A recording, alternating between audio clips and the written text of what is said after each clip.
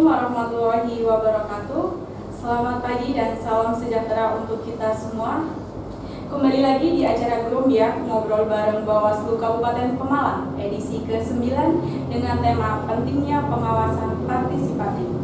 Baik, pemilu tentunya diselenggarakan dengan partisipatif masyarakat, di mana partisipatif dapat dilakukan melalui sosialisasi, pendidikan politik, dan lain sebagainya. Nah, di sini sudah ada narasumber kita, Bapak Safrudin Haji Saputro, SIP selaku Koordinator Divisi SDM dan Organisasi. Selamat pagi, Pak. Assalamualaikum warahmatullahi wabarakatuh. Waalaikumsalam warahmatullahi wabarakatuh. Baik, Pak, ini langsung saja kita menuju ke tema kita hari ini, Pak. Baik, yang pertama untuk dasar hukum dari partisipatif sendiri itu gimana, Pak, dalam undang-undang dan pasal berapa? Ya, terima kasih. Di Bawaslu Kabupaten Malang bergerak di dalam peningkatan penguatan partisipasi masyarakat. Ini tidak lepas dari dasar hukum, yakni di Undang-Undang Nomor 7 2017 Undang-Undang Pemilu, khususnya pasal 448.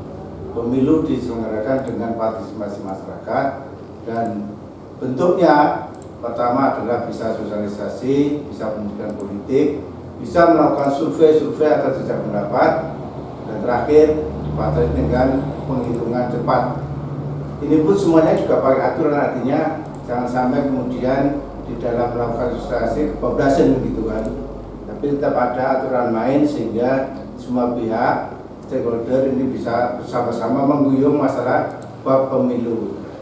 Kita tidak mau kemudian survei dilakukan boleh, namun mendahului dari apa yang dilakukan oleh KPU ini tidak boleh. Jadi tetap ada di dalamnya ada poin-poin yang mengatur tentang sosialisasi, pendapat, penghitungan cepat, pendidikan politik juga demikian. Dan politik itu bisa dilakukan oleh Bawaslu, bisa KPU, bisa kemudian partai politik.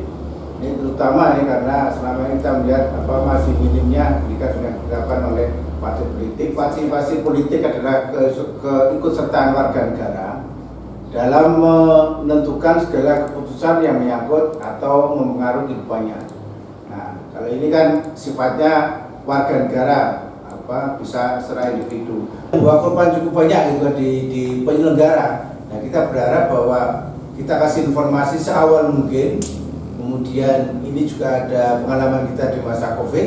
Ini harus kita tularkan kepada masyarakat, jangan sampai nanti masyarakat menjadi takut, tapi justru sebaliknya masyarakat menyambutnya dengan senang. Oh, tahu tahapan seperti ini, tata cara pencalonan, cara mereka kemudian berpartai politik dan sebagainya, sehingga mereka benar-benar siap. Jadi aktifnya mereka ini bukan kemudian karena intimidasi atau karena kemudian suruhan kepala desa atau apa yang mendapat tekanan baru aktif, tapi mereka aktif secara sadar, sukarela, karena informasi pengetahuan mereka sudah dapatnya sejak awal tentang pemiluan. Berarti untuk ini masyarakat, menurut teori ini masyarakat harus secara aktif melakukan pengawasan, kurang lebih seperti itu ya, Pak ya? Ya, kalau memang bisa mau dikatakan aktif, karena sifat dari partisipatif politik ini memang ada yang aktif, ada yang pasif, sifatnya ada yang ilegal, ada yang legal, ada yang bisa mereka melalui dengan cara kekerasan maupun secara damai itu. Jadi banyak ini pembagian mengenai jenis partisipasi politik ini, sehingga kita mengambil jalan yang tentu yang damai, kemudian yang legal, yang dibenarkan oleh aturan main itu. Secara demokratis kegiatan yang dirumuskan oleh para pakar ini ya boleh saja, artinya kegiatan mereka yang ilegal, kemudian kekerasan, karena ini bagian dari untuk menekan mempengaruhi kebijakan yang akan dikeluarkan pemerintah, boleh saja, namun kita memakai aturan main karena dasar kita tadi yang pertama itu tadi Undang-Undang Pemilu sudah mensyaratkan tentang dasar hukum tentang partisipasi politik, kemudian di Undang-Undang Pilkada juga ada tentang yang mengatur tentang partisipasi politik, sehingga dasar ini yang kita pakai, sehingga partisipasi politiknya ya sifatnya adalah damai, legal, konstitusional, sehingga ini membuat jalannya pemilu ini bisa lebih baik lagi di masa mendatang sesuai dengan konstitusi. Jangan sampai kemudian semakin hari semakin nilai kita ini sebenarnya kan tidak menjadikan naik kelas, tapi turun gitu tingkat partisipasinya. Nah ini kan perlu kita perbaiki secara bersama-sama antara Bawaslu kemudian bersama stakeholder yang lainnya. Baik, pengawasan partisipatif itu tertera pada Undang-Undang Nomor 7 Tahun 2017. Nah, sebenarnya apa sih Pak pentingnya pengawasan partisipatif itu sendiri? Ya, ini kita katakan penting karena apa? Yang pertama ini menciptakan pemilu yang demokratis. Jadi ciri negara yang demokratis itu kan harus ada pemilu. Nah, pemilu ini harus diikuti oleh masyarakat, sehingga masyarakat harus aktif, tidak kemudian hanya partainya, tapi tidak, pelibatan masyarakatnya harus aktif di dalam apa? Baik di dalam menjadi peserta, menjadi pemilih yang baik. Ini karena apa? Kita kemarin mendapat pengalaman bagus di masa pandemi, kita mengadakan pilkada. Ada bertiga peserta, kemudian yang menang tentu satu. Nah, karena kita juga sudah melakukan secara gencar mengenai pengawasan partisipatif, artinya apa? Begitu hitung cepat sudah dikeluarkan, semuanya bisa menerima, gitu kan. Artinya selisih yang presentasi dari masing-masing pasangan calon ini bisa diterima oleh satu peserta, yang kedua oleh masyarakat pendukung, yang ketiga masyarakat secara umum. Artinya apa? Mereka, oh iya yang menang itu sudah selesai. Tidak ada kemudian usaha-usaha untuk kemudian melakukan demo, memprotes, mengatakan bahwa pemilu ini curang. Ini akan mengurangi legitimasi ketika masyarakat sudah diberi pengertian. Ini menjadikan pilkada pemilu ini lebih legitimatis, gitu kan. Penerimaan ini akan mengaruhi, sehingga jangan sampai kemudian kalau tidak ada yang mengaruhi masyarakat, nah mungkin masyarakat berat, tapi kalau masyarakat sudah terinformasi dengan baik, maka hasil pemilu ini akan lebih legitimate, gitu kan. Oh ya, si A menang, sudah legowo mereka, tidak ada gejolak, tinggal menunggu proses-proses administrasi pemilihan selanjutnya sampai dengan pelantikan. Setelah itu mereka kembali dan tidak ada kemudian pengkubu-kubuan. Jadi menghindari seperti itu. Pemilihan demokrasi ya seperti itu. Artinya apa? Ya, mereka harus bisa menerima semua hasil. Jangan sampai kemudian yang menang yang bisa menerima hasil, yang kalah kemudian tetap mempersoalkan terus, sekalipun ada ruang untuk kemudian mengajukan keberatan, ada ruang. Tapi selagi memang mereka sudah menyatakan bahwa mereka legowo terhadap hasil, ini akan membuat satu kepemimpinan yang terpilih ini sangat legitimate. Nah, modal ini akan menjadi modal pembangunan, gitu kan. Karena apa? Kalau tidak demikian, maka selama masa kepemimpinan seorang yang terpilih dalam sebuah konsentrasi, ini akan dirundung oleh ganjalan-ganjalan, gitu kan, akan dipengaruhi. Orang mengkritik, mengoposisi, tapi asal kritik, asal mengoposisi, semuanya dianggap tidak baik, kemudian dikritisi. Nah, kalau semuanya masyarakat bisa menerima, ini tentu apa yang menjadi visi misi dari pasangan terpilih, ini mewakili visi misi dari kebutuhan, keinginan dari masyarakat semuanya, sehingga bisa disungguhkan secara bersama-sama, secara gotong royong. Nah, yang kedua, kenapa dikatakan penting pengawasan partisipatif? Ini faktanya apa? Dalam setiap pengadaan diselenggarakannya pemilu pilkada, atau mungkin yang levelnya paling kecil ini ada pilkades, ini selalu ada nilai kurang, gitu kan. Dianggap ada suatu pelanggaran yang tidak terselesaikan. Nah, ini kan menjadikan catatan tersendiri, yang kita berharap bahwa catatan-catatan yang selama ini kurang terhadap penyelenggaraan pemilu ini diperbaiki dengan melibatkan sebanyak mungkin partisipasi masyarakat. Jangan sampai kemudian hanya kita melihat PKPU ini produk dari KPU per Bawaslu, produk per Bawaslu, tapi PKPU per Bawaslu maupun undang-undang ini mendasarkan pada masukan dari sebagian besar kelompok masyarakat mewakili, sehingga di kemudian hari ketika itu diundangkan, dijalankan, ini tidak kemudian mendapat persoalan di tengah jalan ataupun sepanjang dijalankan aturan main ini mendapat perlawanan. Nah, inilah pentingnya partisipasi dari bidang pengawasan. Kenapa? Tanpa diawasi, diawasi aja sudah ada yang melanggar, apalagi tidak diawasi. Nah, ini butuh satu pengawasan yang punya penilaian tersendiri, nilai tersendiri, kualifikasi sendiri yang diinginkan maju dan maju, perbaikan nantinya kedepannya tanpa kemudian harus penguatan di Bawaslu, tapi masyarakat sudah kuat sendiri. Nah, ini yang ketiga, ini pentingnya pengawasan partisipatif ini sebenarnya ini membantu Bawaslu. Penguatan Bawaslu memang secara undang-undang, secara konstitusi memang diberikan kewenangan untuk melakukan pengawasan, tapi pengawasan tersebut tanpa dibantu oleh masyarakat, tanpa ada laporan dari masyarakat, tanpa pengawalan dari masyarakat, ini juga sia-sia. Karena kita sudah ini merasakan bagaimana manfaat dari masyarakat yang berani untuk memberikan laporan kepada Bawaslu, kemudian ditindaklanjuti dan itu benar, sehingga ini bisa memperbaiki tingkat legitimasi daripada pemilu itu sendiri. Nah, kita juga merasa berterima kasih kemarin ada laporan dari masyarakat, sekalipun itu belum kita tidak lanjut secara menyenangkan mungkin, tapi karena kita masih ada hambatan di lembaga lain gitu kan, ketika kita bicara di Gakumdu harus bicara di depan lembaga lain yang tergabung Bawaslu, Kepolisian, Kejaksaan. Namun kegiatan masyarakat berani untuk memberikan laporan, pengaduan, ini baik ke depannya, ini baik, sehingga kita butuh menularkan ke masyarakat yang lain lewat tema pentingnya pengawasan partisipatif.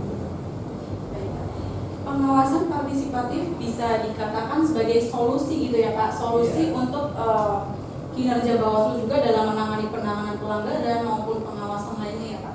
Nah, selanjutnya nih Pak, untuk tantangan pengawasan partisipatif sendiri itu bagaimana Pak?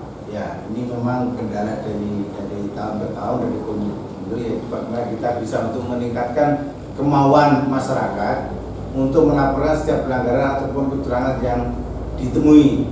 Nah, kita secara kelembagaan di SDM di Bawaslu Malang ini masing-masing dari komisioner, sekretariat semuanya memang sudah dibekali tentang masalah lapor melapor tentang pelanggaran gitu kan. Jalur-jalur mana yang harus kita pakai, kita tindak lanjuti.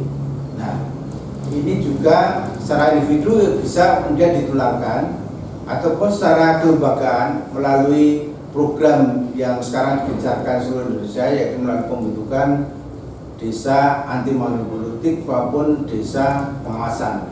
Di sini akan ada upaya-upaya kita bagaimana kita menguatkan pada informasi pengetahuan kepada masyarakat. Sifatnya pendidikan politik ini berlangsung terus-menerus, sehingga yang namanya informasi pengetahuan ini harus terus-menerus disampaikan, diupdate terus gitu kan. Jangan sampai kemudian kita tidak tahu, kemudian kita berusaha ke masyarakat ditanyakan sama-sama tidak tahu. Nah, repot. Ini kan kita harus update terus terhadap isu-isu tentang kepemiluan, kepartaian, disampaikan kepada masyarakat, sehingga masyarakat bisa merespon mana peran yang bisa dilakukan, diinginkan.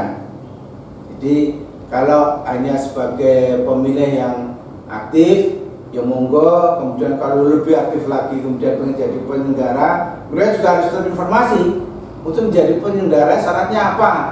Ini kan kalau tidak aktif, mereka tidak tahu apa-apa, kemudian langsung maju. Ditanya oleh tim seleksi, kemudian tidak tahu apa-apa. Saya cuma ingin, tapi kan harus didasari pada kemampuan tentang pengetahuan yang nantinya akan diterapkan untuk menjadi seorang penyelenggara yang baik. Contohnya sifat independen, tidak memihak. Ini kan perlu tahu mereka sejauh mana yang namanya independen itu, atau diukur dari kurun waktu tahun ataupun apa kriterianya. Ini kan perlu diinformasikan sehingga mereka bisa mengambil peran sesuai dengan kemampuan dari masing-masing masyarakat.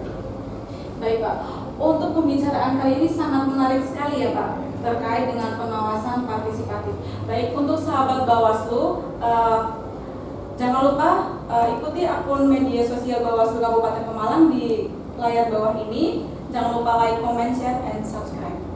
Lanjut nih Pak. Nah, tadi Bapak bilang salah satu program dari pengawasan partisipatif itu Desa Pengawasan dan Anti Politik Uang. Nah, sebenarnya nih Pak, apa saja nih Pak peran masyarakat dalam pengawasan pemilu? Ya, masyarakat banyak sebenarnya pilihannya untuk bisa aktif dalam pemilu, banyak gitu kan. Nah, tinggal nanti bagaimana Bawaslu kemudian mencerahkan kepada masyarakat apa pilihannya kepada masyarakat, apa yang diberikan Bawaslu apa, ini kembali kepada masyarakat. Tapi apa peran masyarakat dalam pengawasan pemilu ini sebenarnya banyak pilihan gitu kan.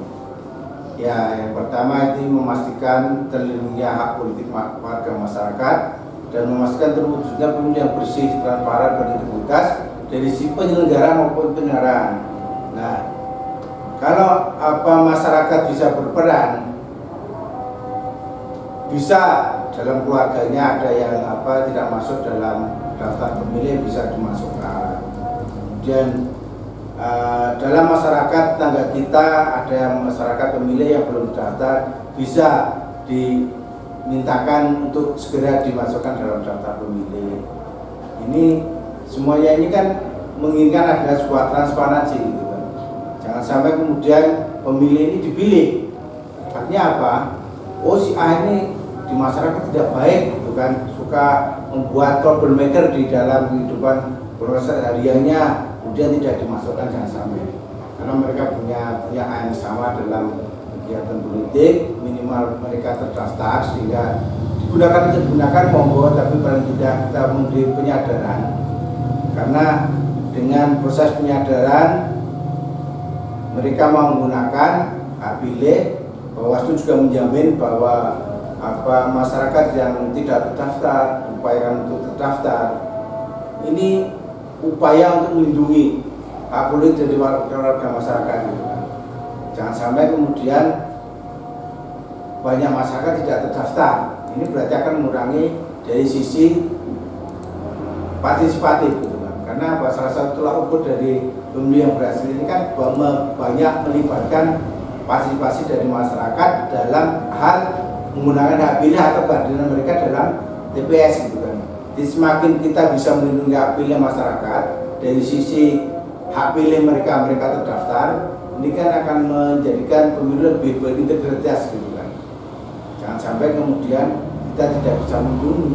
Sama saja juga hak mereka kepada mereka yang ada di lapas atau narapidana. Sepanjang hak pilih, hak politiknya tidak dicabut oleh pengadilan, maka mereka harus mempunyai kesempatan untuk menjadi peserta. Jadi memang ada sisi dari baik buruknya ketika orang yang sudah pernah menjadi napi dan diberi hak kemudian mencalonkan diri sebagai calon bupati atau gubernur ataupun dari legislatif, kalau tidak diberi hak salah, kalau diberi diberi hak tapi kok pernah napi, dari sisi moral, kemudian dari etika dan sebagainya, ada yang mempersoalkan. Tapi negara telah menjamin bahwa mereka punya hak pilih maupun dipilih, sehingga ini dilindungi kecuali yang dicabut oleh pengadilan, sehingga mereka tidak punya hak gitu kan untuk pilih. Sehingga kita ini mengawal betul ketika ada seorang pemilih kemudian ingin menjadi peserta pilkada pemilu, ini kita kawal benar gitu kan. Jadi apakah mereka haknya sudah dicabut pengadilan atau belum, ini kita kawal. Kalaupun kemudian mereka harus melakukan pemberitahuan kepada masyarakat lewat media, ini juga kita pastikan mereka sudah memberikan pengumuman kepada masyarakat bahwa mereka sudah pernah menjadi narapidana kasus apa, kemudian ingin menjadi peserta entah itu legislatif, entah itu pilkada, entah itu pemilu presiden atau apa. Yang jelas mereka sudah memenuhi syarat. Salah satunya itu mengumumkan bahwa dirinya pernah napi. Nah ini kan kalau tidak ada lembaga yang menjamin, melindungi, memastikan, ini khawatirnya kemudian orang cenderung melanggar, kemudian terpilih. Ya, seperti kemarin kan ada kasus juga bukan tentang kewarganegaraan, itu bupati terpilih tapi punya 2 kewarganegaraan. Padahal saat itu Bawaslu sudah mengingatkan tentang kewarganegaraan. Ini akan menjadi persoalan panjang ketika tidak ada yang memastikan gitu. Nah, Bawaslu harus hadir ini. Ya, dari sekedar kemudian kita hadir bersama masyarakat ketika pembentukan desa Timonulu itu desa pengawasan, ini memberikan pengetahuan masyarakat.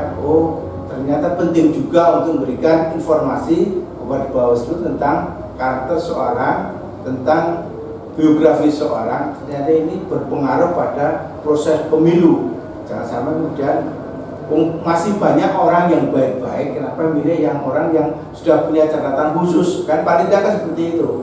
Ya sekalipun orang sudah tobat, punya minat baik dan sebagainya, dan mungkin aja di kemudian hari malah menjadi orang yang lebih baik gitu kan ketika memimpin. Tapi paling tidak Bawaslu hadir untuk memberikan pencerahan kepada masyarakat bahwa ada pentingnya informasi pengetahuan masyarakat di dalam pengawasan, terutama proses pencalonan, proses kemudian penggunaan hak memilih, dipilih, kan perlu dikawal betul gitu kan. Nah kita akan berikan pengetahuan informasi ini kepada masyarakat, terutama mereka yang mau bergabung dalam desa pengawasan maupun desa anti money politik. Bisa dikatakan pengawasan partisipatif itu masyarakat harus ikut aktif ya Pak dalam pengawasan menuju pemilu yang demokratis. Nah, untuk ciri pemilu yang demokratis sendiri itu seperti apa? Ya, kita ambil secara teori. Jadi ciri-ciri pemilu yang demokratis ini menurut Profesor Ramlan Subakti ini satu, ini adanya kesetaraan, gitu kan. Kesetaraan antara warga negara, baik dalam pemungutan maupun pemungutan suara maupun dalam alokasi kursi DPR maupun DPRD, pembentukan daerah pemilihan. Jangan sampai kemudian perwakilan yang di Jawa kemudian mendominasi karena jumlah pemilih banyak, kemudian yang di wilayah luar Jawa justru perwakilannya sedikit. Nah ini harus ada kesetaraan antara warga negara.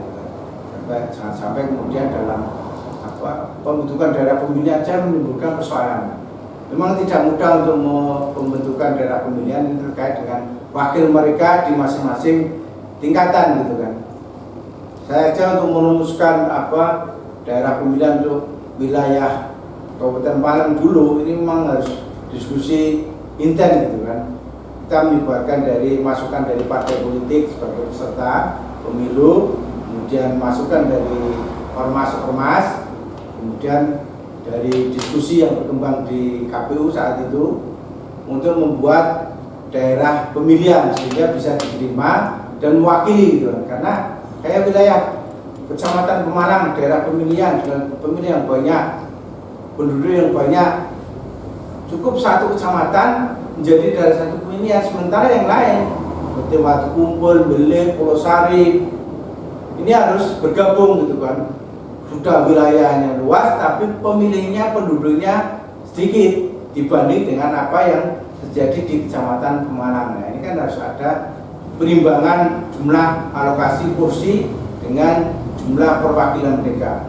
Ini tanpa kita memikirkan kesetaraan antara warga negara ini akan menjadi nanti tidak demokratis. Oleh karena itu ini juga menjadi pemikiran yang luar biasa sehingga dari tahun ke tahun isu mengenai daerah pemilihan, jumlah wakil, perwakilan mereka yang nanti di anggota DPR, kursi ini akan sangat dinamis terus gitu kan, sesuai dengan perkembangan dari jumlah pemilih maupun penduduk di suatu wilayah tertentu, bisa di kecamatan, bisa antar kecamatan, bisa gabungan kecamatan, bisa gabungan kabupaten, bisa provinsi gitu kan. Ini tinggal menyesuaikan dari dinamika dari penduduk itu sendiri dan alokasi dari perwakilan yang nanti dirumuskan oleh anggota DPR dalam undang-undang pemilu. Selanjutnya, yang kedua, kepastian hukum yang dirumuskan berdasarkan asas pemilu yang demokratis. Nah, salah satu dimensi penyelenggaraan pemilu adalah kompetensi atau konflik merebut kursi. Agar berlangsung tetap, penyelenggaraan pemilu harus berdasarkan hukum berderajat kepastian tinggi. Agar pemilu yang dilakukan berjalan secara demokratis, hukum yang mengatur harus merupakan penjabaran asas dari pemilu yang demokratis, yaitu langsung, umum, bebas, rahasia, judul, adil, transparan, adanya akuntabel. Nah, asas-asas ini memang harus kita anut, kita terapkan, kita kawal, kita awasi, jangan sampai kemudian asas-asas ini dilanggar. Kalau tidak dilanggar, ini akan menjadikan kepastian hukum kita terombang-ambing. Nah, kita dengan asas-asas yang ada ini dikawal terus sehingga ada kepastian hukum. Selanjutnya, ada persaingan bebas dan adil antar kontestasi pemilu, peserta pemilu. Di persaingan bebas dan adil antar peserta pemilu, agar penyelenggaraan dari kontestasi pemilu ini tidak kemudian jomplang gitu kan. Jangan sampai kemudian kita mengulang pada masa lalu, ada orde baru dulu, ada keseimbangan antara peserta. Iya, boleh persaingan bebas, tapi kenyataannya tertekan gitu kan. Persaingan bebas yang adil ini harus kita wujudkan sebagaimana kita mencari kepastian hukum gitu kan. Selanjutnya, partisipasi seluruh pemangku kepentingan dalam seluruh rangkaian penyelenggaraan tahapan pemilu. Jadi pemilu ini memang diamanatkan undang-undang dilaksanakan oleh penyelenggara pemilu, oleh Bawaslu, oleh KPU, oleh DKPP. Namun demikian, partisipasi seluruh stakeholder ini penting. Jadi ketika kita mengadakan penertiban alat peraga kampanye saja, tidak kemudian Bawaslu sendirian, tidak mungkin. Harus melibatkan lembaga lain, harus melibatkan kepolisian, ada Satpol PP, dan mungkin lembaga lain yang memiliki peralatan dan sebagainya. Ini agar semuanya bisa nyembuyung, gotong royong, bareng-bareng. Jadi ormas monggo mau terlibat aktif monggo, kemudian mau membantu sosialisasi pendidikan pemilih, semuanya bersama-sama untuk nyembuyung penyelenggaraan tahapan pemilu. Jadi ada yang menjalankan, ada yang mengawasi, dan ada yang memberi semangat, ada yang mendorong, ada kemudian memberikan masukan secara ide, gagasan, dan sebagainya. Ini. Selanjutnya, yang kelima, badan penyelenggara pemilu yang profesional, independen, dan imparsial. Ini penting karena apa? Kalau ada kemudian penyalahgunaan wewenang oleh badan penyelenggara pemilu, ini sangat mungkin mereka akan memenangkan salah satu peserta. Nah, kita berharap semua penyelenggara ini harus independen, memandang peserta itu sama, jangan sama kemudian karena ketidakindependennya kemudian mereka memenangkan salah satu peserta, kemudian yang lainnya dirugikan. Oleh karena itu, untuk menjaga badan penyelenggara tetap independen, profesional, ini kita dikawal oleh undang-undang juga. Ada kode etik dari penyelenggara ini yang akan mengawal kita sehingga kita bergerak ini tegak lurus mengikuti undang-undang. Jangan sampai kita kemudian keluar dari aturan, kemudian memenangkan salah satu, kita tidak netral dan sebagainya. Ini akan menjadikan pemilu yang tidak legitimate. Dan untuk menjadi legitimate dan dan demokratis. Ini syarat ini penting gitu kan. Badan penyelenggara yang profesional, independen dan imparsial ini. Dari pesertanya, komisionernya, sekretariatnya ini disyaratkan mereka harus benar-benar netral gitu kan. Jangan sampai kemudian mereka miring-miring cenderung untuk kemudian melanggar aturan. Kemudian yang keenam, integritas pemungutan penghitungan dan tabulasi dan pelaporan suara pemilu. Nah, ini juga perlunya, jangan sampai kemudian kita kemarin juga ada persoalan mengenai rekap ini. Jadi ketidaknyamanannya rekap ini juga akan mengaruhi tingkat legitimasi dan kemudian mengaruhi masyarakat. Artinya apa? Tabulasi yang dianggap tidak benar, tidak valid, ini bisa mengaruhi legitimasi dari sebuah kegiatan pemilu. Karena apa? Tidak diterimanya sistem penghitungan pengungutan tabulasi maupun quick count, real count oleh masyarakat ini kan menjadikan pemimpin ataupun legislatif terpilih ini menjadikan tidak nyaman, tidak legitimate, tidak diterima masyarakat, sehingga sangat mungkin dalam perjalanannya akan menjadi gangguan terus gitu kan. Karena apa? Karena masyarakat merasa tidak terwakili hanya karena sebuah sistem pemungutan suara dengan perhitungannya, sistem tabulasi dengan kemudian aplikasinya yang tidak diterima oleh masyarakat. Selanjutnya ada penyelesaian sengketa pemilu yang adil dan tepat waktu. Ini menjadi persoalan penting karena apa? Undang-undang juga mensyaratkan adanya sistem penyelesaian sengketa ketika ada persoalan yang tidak bisa diselesaikan oleh KPU Bawaslu tingkat bawah, ini akan secara berjenjang, ini akan naik terus sampai di MK gitu. Nah ini sampai saat ini juga masih ada beberapa kabupaten di luar Jawa itu yang masih ada pemungutan suara ulang gitu kan di beberapa TPS ini. Karena apa? Karena penyelesaian sengketa yang belum bisa diterima, sehingga MK harus kemudian menjatuhkan pilihan meminta kemudian KPU untuk melaksanakan pemungutan suara ulang. Jadi kalau sebenarnya masyarakat informasi terbaik, mendapat informasi pengetahuan terbaiknya, saya kira bisa menghindari dari sengketa pemilu gitu kan. Sekalipun ada ruang untuk penyelesaian gitu kan. Nah, kita berharap bahwa lembaga kita ini bisa kemudian mencetak orang-orang yang berlevel mediator yang ulung gitu kan, sehingga berbagai sengketa ini bisa diselesaikan pada tahap mediasi gitu kan.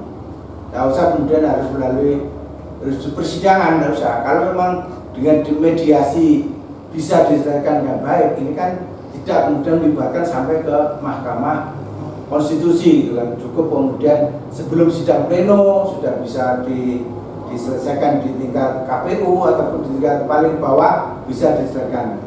Nah, kita juga menginginkan bahwa ada janji dari dulu di Bawaslu ingin memberikan pengetahuan tentang mediator, jadi mediator yang baik seperti apa, mediasi yang baik itu seperti apa. Ini kan pengetahuan ini kan perlu ditularkan kepada sebagian besar penyelenggara ini harus punya kemampuan untuk itu, sehingga bisa menghindari sekecil mungkin adanya sengketa. Jadi semakin minim sengketa ini tentunya semakin baik dari kualitas dari penyelenggara pemilu sendiri. Lanjut. Jadi yang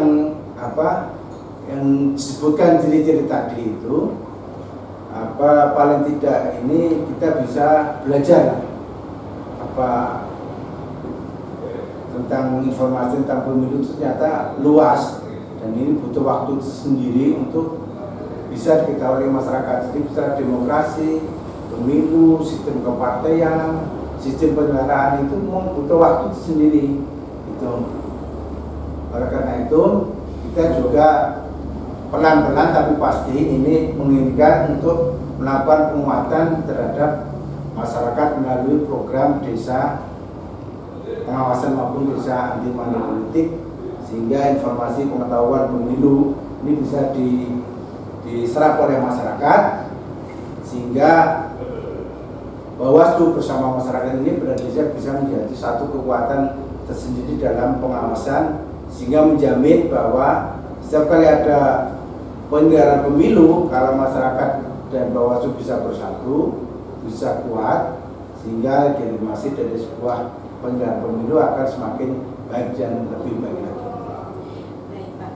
Untuk perbincangan pentingnya pengawasan partisipatif tadi sudah dijelaskan oleh Pak Safrudin, dasar hukumnya seperti apa, kemudian teori partisipatif itu seperti apa, kemudian pentingnya pengawasan partisipatif itu apa aja, dan tantangannya apa aja, kemudian peran masyarakat itu sendiri apa aja. Kemudian untuk statement terakhir dari Pak Saf tentang pentingnya pengawasan partisipatif, Pak.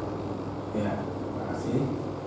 Jadi Bawaslu ini kan sudah ada program, sehingga dari kami secara pribadi perlambahan bahwa pentingnya pengawasan partisipatif ini untuk selalu dikembangkan kepada masyarakat, karena bentuk dari partisipasi masyarakat dalam pemilu ini banyak pilihan. Bisa kita melakukan sosialisasi, pendidikan memilih calon, memberikan suara, kemudian bisa menulis, menyiarkan berita, bisa mengkritik, mendukung peserta pemilu. Jadi banyak pilihan yang bisa dilakukan, sehingga penguatan kepada masyarakat dan pemberian informasi, pengetahuan kepada masyarakat pemiluan ini perlu diselenggarakan terus menerus dengan bentuk yang mungkin variatif ya, bisa ada dengan pembentukan desa pengawasan, desa anti politik, ataupun dengan mungkin membentuk sebuah kegiatan pojok pengawasan di masing-masing desa, di masing-masing RT atau RW, atau kemudian menjadikan kita membuat sebuah kader keluarga yang anti money politik uang, sehingga melalui kegiatan tersebut ada penguatan dari masing-masing individu sebagai warga negara, sehingga mereka tahu kapan mereka harus mengambil peran dalam partisipasi politik yang sifatnya adalah menyenangkan, tidak dalam keadaan tertekan, tapi dalam happy, bahagia melaksanakan partisipasi dalam politik. Saya kira itu bersama rakyat awas pemilu, bersama Bawaslu tegakkan keadilan pemilu. Saya Ria Novita dan tim Humas Bawaslu Kabupaten Pemalang undur diri. Assalamualaikum warahmatullahi wabarakatuh. Waalaikumsalam.